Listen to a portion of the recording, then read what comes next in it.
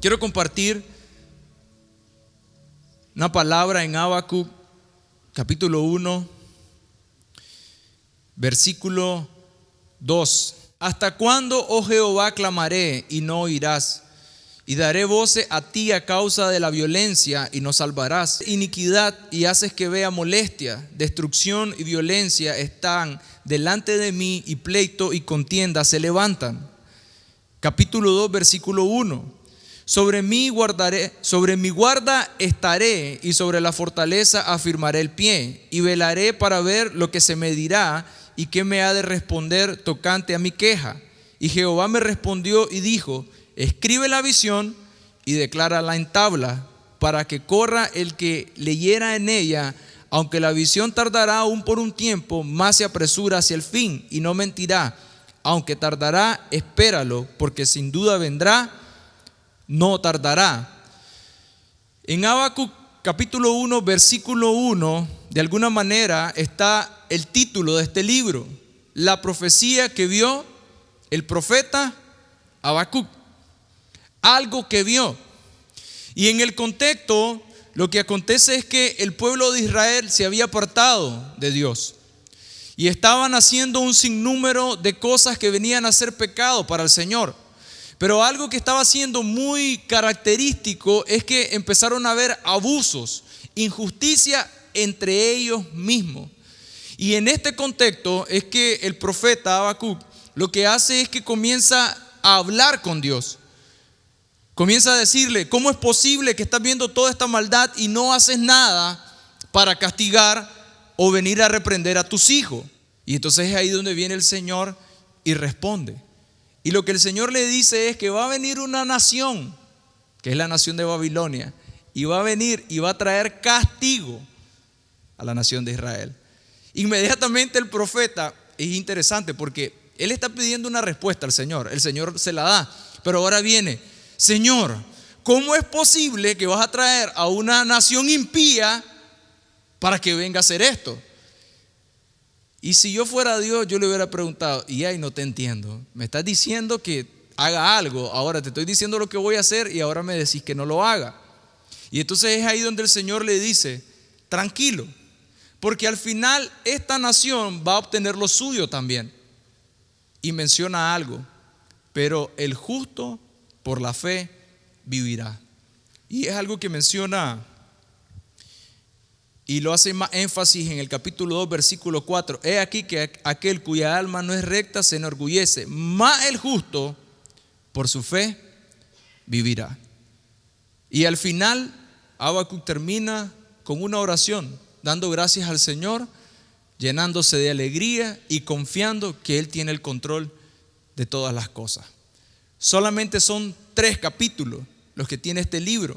Sin embargo, ¿cuántas veces nosotros nos hemos encontrado en el pasado o posiblemente hoy haciendo una pregunta como la que estaba haciendo el profeta? ¿Hasta cuándo, Señor, voy a seguir en esta angustia? ¿Hasta cuándo, Señor, vas a hacer algo al respecto en mi situación de salud, en mi situación financiera, en mi matrimonio? ¿Hasta cuándo, Señor, me vas a dar una respuesta? ¿Debo quedarme o debo salir del país? ¿Con quién me caso? ¿Qué debo de estudiar? Y entonces estamos preguntando constantemente al Señor lo que ha de acontecer o cuándo Él ha de intervenir en esas circunstancias que nosotros podemos estar viviendo. La pregunta es: ¿desde qué motivación o desde qué condición en el corazón lo estamos haciendo? Si es de queja o es de una condición donde estamos confiando en Él, y tenemos que revisarlo. Pero una buena noticia para todos nosotros es que Dios siempre responde al clamor de sus hijos. Dígale a la persona que tiene al lado: Dios siempre responde al clamor de sus hijos. No es lo mismo clamar que quejarse, y necesitamos reconocer la diferencia. Porque clamar tiene que ver con rendir nuestro corazón ante una situación, ante una circunstancia. Y ciertamente el Señor siempre nos va a responder. Y hay una actitud que el profeta toma, y es importante resaltar 3 puntos que necesitamos nosotros verlo y de alguna manera poderlos tomar. Lo primero es que Él dice: me pondré alerta. Y esta palabra en el original significa velar, vigilar, estar pendiente, prestar atención. Es indagar en las Escrituras el tema de necesidad que estamos requiriendo, es buscar consejo, es investigar en relación al tema, pero sobre todo es tomar una actitud de dependencia, de confianza y de permanecer en el Señor. Pero lo otro que Él hace es estar expectante de lo que Dios va a decir. Muchas veces nosotros estamos preguntándole a Dios, pero no tenemos una expectativa. Y la expectativa tiene que ver con tener una fe. Y lo tercero es que nosotros necesitamos ser intencionales en buscar a Dios. Tenemos que tener esa intencionalidad de ir a su presencia. Y aquí es interesante porque yo sé que cuando se dice desde acá arriba suena lindo, porque yo ya lo he escuchado en otras ocasiones, pero llevarlo a la práctica es algo completamente diferente, porque nosotros estamos diciendo necesitamos ser intencionales en buscar a Dios, pero de pronto comenzamos a sentirnos no dignos, comenzamos a sentirnos acusados, comenzamos a sentirnos que Él no nos va a escuchar, comenzamos a sentirnos que no somos importantes. Y empezamos a hacer todo lo contrario. En vez de acercarnos al Señor, nos empezamos a alejar. Y no solo eso, comenzamos a pasar todas esas cosas desapercibidas a tal punto que ya no forma parte de las prioridades o de las cosas importantes en nuestro día a día. Por eso es que nosotros necesitamos ser intencionales. Intencionales, yo voy a estar pendiente, yo voy a dedicarme, yo voy a generar una fuerza en mí para ir y hacerlo hasta que se genere, hasta que se establezca en mi vida. ¿Cuántos me están siguiendo con esto? Díganme amén. Entonces nosotros necesitamos ser intencionales. Y el profeta se comienza a comparar con un atalaya, con un vigía, con aquel que se para en los muros de la ciudad y está pendiente 24/7 de todo lo que acontece fuera de la ciudad. Y el principal objetivo era alertar de la presencia del enemigo. Y estas personas también estaban por la noche, mientras todos estaban durmiendo, ellos tenían que estar ahí vigilando, estar atentos, porque sobre ellos estaba descansando la vida de cada una de las personas que estaban en la ciudad. Y cuando ellos miraban un peligro, entonces ellos avisaban para alertar. Entonces lo que él está diciendo es: yo voy a estar alerta 24/7, prestando atención a lo que tú quieres decir. Y hay un peligro cuando nosotros no estamos alerta, y es que vamos a estar distraídos, y eso nos va a desenfocar, va a traer adormecimiento. No vamos a saber qué hacer, podemos ser sorprendidos, no vamos a ver los peligros. Pero lo peor de todo para nosotros como hijos de Dios es que no vamos a prestar atención a lo que Dios nos está hablando. Es decir, que al estar distraídos es posible que Dios nos está diciendo algo, pero nosotros no estamos prestando atención. Hebreos 1, versículo 1. Dios, habiendo hablado muchas veces y de muchas maneras en otro tiempo a los padres por los profetas, en estos postreros días nos ha hablado por el Hijo, a quien constituyó heredero de todo y por quien asimismo hizo el universo. Es decir, que hay una buena noticia para cada uno de nosotros, y es que Dios nos quiere hablar a cada uno de sus hijos. Amén. Sin excepción, Dios nos quiere hablar a todos. Lo único que tenemos que hacer es prestar atención. Y de acuerdo a lo que hemos estado compartiendo en este inicio de año, Dios quiere darnos a conocer su plan para nuestra vida. Nos quiere dar una visión de lo que Él quiere hacer con cada uno de nosotros. Y algo importante que nosotros necesitamos entender sobre la visión es que viene de parte de Dios. Y para darnos cuenta de esto, necesitamos entender que la visión no es egoísta. Diga conmigo: la visión no es egoísta. La visión de Dios no tiene que ver solo conmigo. Pero tampoco estamos diciendo que nos va a ir mal. O sea, Dios va a proveer. Pero desde donde nosotros necesitamos colocarnos en el corazón es que vamos a ser de bendición para otros, empezando con nuestra familia, nuestra casa, pero así también a todo lugar y con todas las personas que el Señor nos permite estar. La visión de un padre debe de ser bendecir un hijo. La visión de un pastor debe ser bendecir la iglesia. Lo segundo es que la visión es corporativa, es decir, no es excluyente y tiene que ser revelada. El pastor a la iglesia, el padre a la familia, el empresario, dueño de negocio a sus trabajadores. La visión es corporativa, o sea, no es para estar encerrada o tenerla oculta. Lo tercero es que la visión de Dios no puede contradecir la escritura. La palabra profética más segura es la escritura. Por tanto, todo lo que Dios nos va a mostrar, si viene de Él, no va a contradecir su palabra. Y la visión de Dios es generacional. Él habla de Abraham, de Isaac y de Jacob. Y todos nosotros en nuestra vida necesitamos de la visión celestial. Amén. La pregunta es si nosotros lo estamos creyendo. Y luego que hemos tenido la visión, entonces tendríamos que preguntarnos, ¿y ahora qué sigue? Y en base a esto, en esta mañana queremos compartir 4 puntos que nos van a dar mayor claridad de las cosas que necesitamos hacer. Lo primero es, escribe la visión. Cuando nosotros escribimos, vamos a tener una perspectiva más clara de lo que se nos mostró.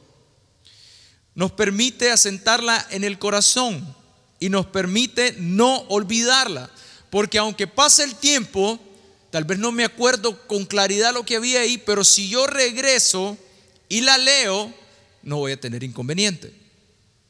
Pero la verdad es que nosotros no tenemos la capacidad para recordar todas las cosas. Entonces lo que necesitamos hacer es escribir, y eso se convierte en una herramienta clave para poder recordar lo que el Señor nos dijo. Pero cuando estamos escribiendo va a haber una mayor exactitud, porque el Señor nos va a empezar a mostrar cosas que tal vez no las recordábamos, y al escribirlas nos va a dar una mayor claridad de lo que Él nos está mostrando. Por eso es que las empresas colocan sus visiones en lugares visibles, para que todos la puedan leer, para que todos se puedan conectar con ella. Pero lo segundo, y aquí es la parte medular del mensaje de esta mañana, es que toda visión tiene un plan. Dígale a la persona que tiene al lado, toda visión tiene un plan. Y tengo una imagen. Nos encontramos en un punto A, y el Señor lo que nos está mostrando hacia adelante es que vamos a ir al punto B. Es decir, nos vamos a trasladar de un lugar a otro, donde Dios está involucrado, porque son sus planes y es su visión. Pero para llevar a cabo eso necesitamos un plan, y es lo que está en ese lapso. ¿Cómo hacemos para llegar de A a B? Hay cosas que nosotros necesitamos tener claras, y aquí lo que necesitamos pensar, por poner un ejemplo, es cuando usted agarra su GPS o su Google Map o Waze y usted quiere ir a un lugar que no conoce. Usted le pone la dirección y lo comienza a indicar y le dice: en 30 minutos vas a llegar, y le muestra el camino. Pero si nosotros no lo seguimos, ciertamente vamos a terminar en un lugar diferente, o nos vamos a dilatar más del tiempo que nosotros quisiéramos, porque hay un plan trazado. Y la pregunta que nos debemos de hacer es: ¿por qué debemos planear? Y lo primero, porque Dios planea. Dice Jeremías 29:11: porque yo sé los pensamientos que tengo acerca de vosotros, dice Jehová, pensamientos de paz y no de mal, para dar el fin que esperáis. Entonces me invocaréis y vendréis y oraréis a mí, y yo os oiré, y me buscaréis y me hallaréis, porque me buscaréis de todo vuestro corazón. Dios planifica, Él no está improvisando. Y aquí en la palabra que acabamos de leer de Jeremías, pensamientos tiene que ver con planificar, estimar, calcular inventar, imaginar, fabricar. Y hay algunos ejemplos en la palabra sobre esto, pero quiero hacer énfasis solo sobre la vida de José. Génesis 41:25. Entonces respondió José a Faraón: el sueño de Faraón es uno mismo. Dios ha mostrado a Faraón lo que va a hacer. ¿Cuántos conocen la historia? El faraón tiene un sueño y comienza a hablar de, conocemos los dos sueños que él tiene, que hacen una referencia a 7 años donde va a haber abundancia, pero 7 años que va a haber escasez. Entonces aquí lo que vemos es que la visión tiene que ver con una condición futura de Egipto, que tenía que ver con una sequía. Y aquí lo interesante que vemos de parte de Dios es que Él siempre se anticipa. Y es decir, que la visión tiene que ver con preservar algo hacia adelante. Y en este caso es una preservación de generaciones. Y luego vemos el plan en Génesis 41:31, donde viene y le da tiempo: 7 años de abundancia, 7 años de sequía. Y luego dice del plan a la acción. Es decir, hay que buscar un varón prudente y sabio y darle autoridad. Es poner a alguien para que empiece a trabajar sobre esto. Porque si no ponemos a alguien, entonces al final no importa lo que digamos, no lo vamos a alcanzar, no lo vamos a poder llevar a cabo. Y luego dice colocar gobernadores, es decir, toda una estructura para que lo que se está diciendo y lo que Dios está mostrando se lleve a cabo. Y finalmente se revela un principio administrativo de provisionar. ¿Cuánto se iba a provisionar? ¿Conoce la historia? Un quinto, el 20%. Durante los 7 años de abundancia se iba a provisionar el 20%, que eso les iba a dar para sustentarlo en los próximos 7 años de escasez. ¿Qué es un plan? Esta palabra viene del latín planus, que se traduce como plano. Y básicamente lo que está haciendo referencia es al plano que hace un arquitecto para construir una casa. Es decir, que no va a ir a inventar, a improvisar, sino que primeramente se construye el plano, se revisa con el cliente cómo lo quiere, se hacen todos los ajustes que se necesitan, que se requieren para llevar a cabo lo que el cliente desea, y finalmente se lleva a la acción. Pero también un plan define el cómo hacerlo. Es un conjunto de medidas y procesos que va a mostrar los detalles necesarios para realizar una obra. Pero también leí que el plan es una intención, que se trata de un modelo sistemático. Y esta palabra sistemático no es lo que nos hacían en primaria. Hoy hay sistemático sorpresa. No, sistemático significa algo que es recurrente y no se detiene. No importa lo que pase, se mantiene. No importa lo que suceda, el plan debe seguir avanzando. Entonces uno dice, necesitamos tener reuniones sistemáticas. Eso lo que significa es, vamos a tener las reuniones los días jueves a las 6:30. Todos los jueves a las 6:30 tenemos un servicio de iglesia. Son reuniones sistemáticas. Así tiene que ser un plan, porque el plan no lo vamos a estar cambiando constantemente. El plan, lo que se le hace son ajustes o se llevan a una mayor exactitud de lo que Dios está mostrando. Pero por poner un ejemplo, si yo les digo el plan es ir a Jinotega, y cuando vamos por Sébaco yo les digo no equivoqué, el plan era ir a Rivas, ¿qué me dice usted? Pastor, no me va a dar el combustible, ya no me va a dar el tiempo. Entonces el plan no es que va a estar cambiando, sino que se mantiene en una dirección. Y las características es que un plan nos permite llegar a donde la visión apunta y nos va a mostrar el camino. Y también nos va a permitir reconocer todas las oportunidades y así sacar provecho de cada una de ellas. Cuando nosotros vamos a elaborar un plan, vamos a necesitar tomar en cuenta una serie de cosas, y ese es el tercer punto. Lo primero es, Dios siempre debe ser lo primero en todo. Dígale a la persona que tiene al lado: Dios siempre debe ser lo primero. Salmo 127:1. Si Jehová no edificare la casa, en vano trabajan los que la edifican. Si Jehová no guardare la ciudad, en vano vela la guardia. Es decir, nosotros necesitamos asegurarnos que Dios está en el asunto siempre. Y básicamente esto tiene que ver con mostrar una dependencia. Una vez que nosotros ya trazamos un plan, se lo hemos presentado al Señor, mientras vayamos caminando en el plan, no podemos decir, bueno, como yo ya se lo presenté, entonces todo está de acuerdo a lo que Él quiere, sino todo lo contrario. Cada paso que demos es siempre: Señor, yo sé que ya tú hablaste, ya mostraste que por aquí es la dirección, pero yo quiero estar siempre alineado contigo. Si hay algo diferente que tú estás viendo, es tomarlo en cuenta en todo. No tomar decisiones por nuestra cuenta. Miren, muchas veces nos pasa que en algunas ocasiones estamos en una situación difícil, clamamos a Dios y entonces Dios lo que nos dice es,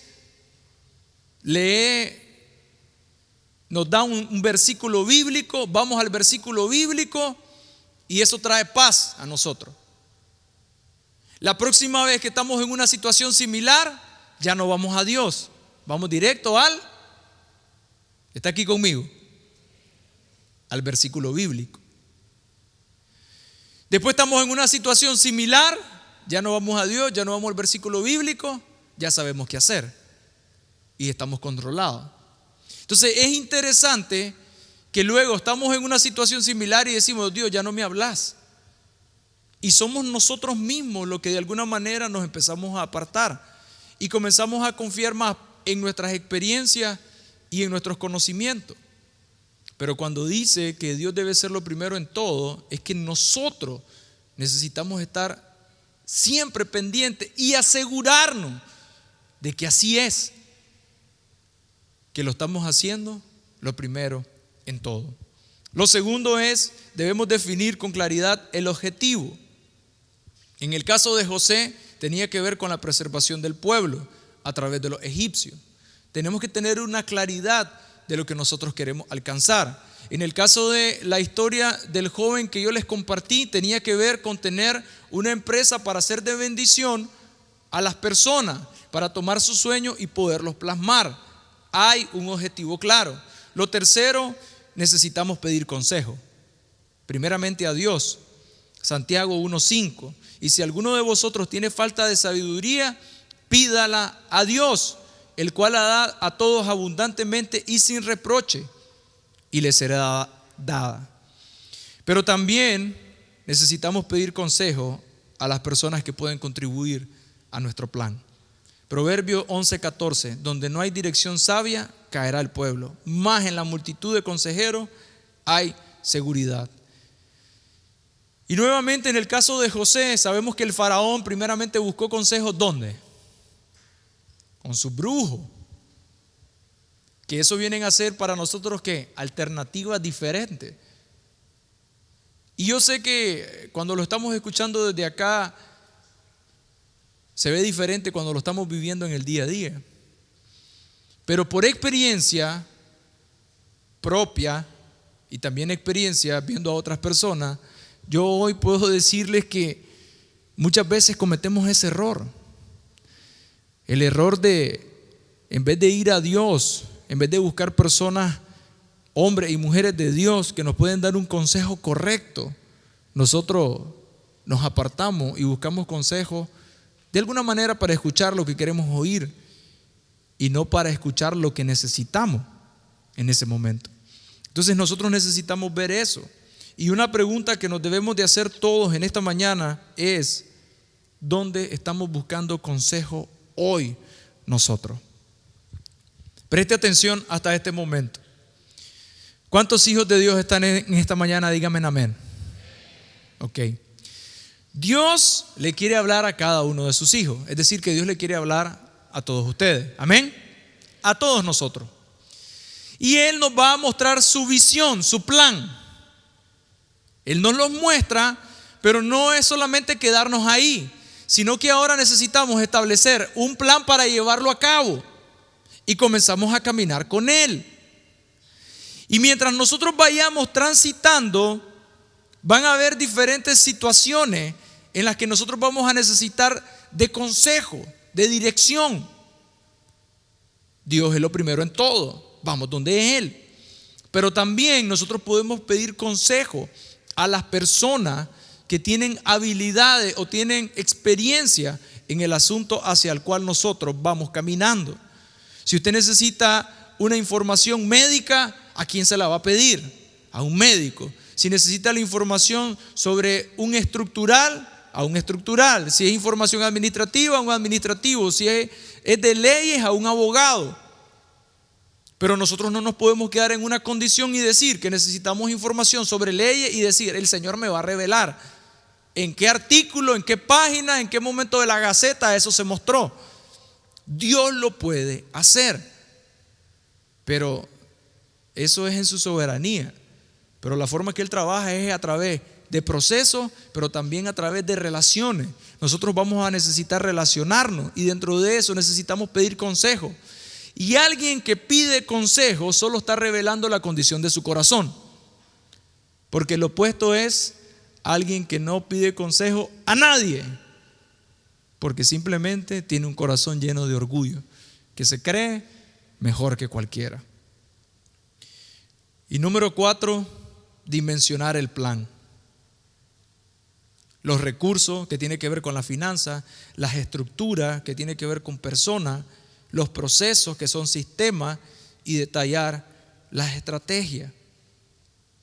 Y en Lucas 14, 28 al 32 se relata la parte donde Jesús dice: ¿quién de vosotros queriendo edificar una torre no se sienta primero y calcula los gastos a ver si tiene lo que necesita para acabarla?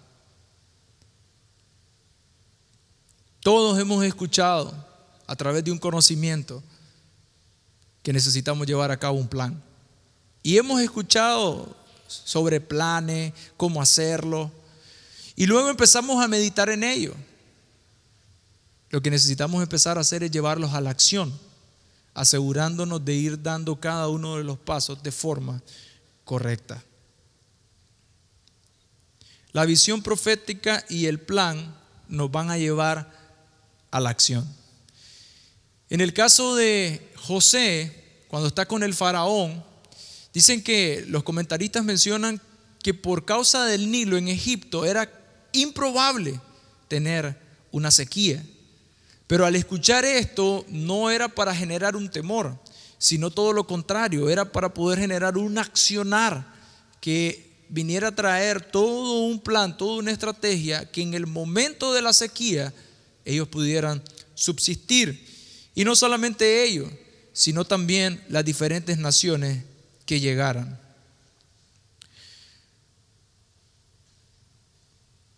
Todo plan tiene un alcance. Este es el punto número 4. Un plan va a requerir de esfuerzo, de tiempo, de recursos y de morir a nosotros. Gálatas 2:20. Con Cristo estoy juntamente crucificado. Y ya no vivo yo, mas vive Cristo en mí. Y lo que ahora vivo en la carne, lo vivo en la fe del Hijo de Dios, el cual me amó y se entregó a sí mismo por mí.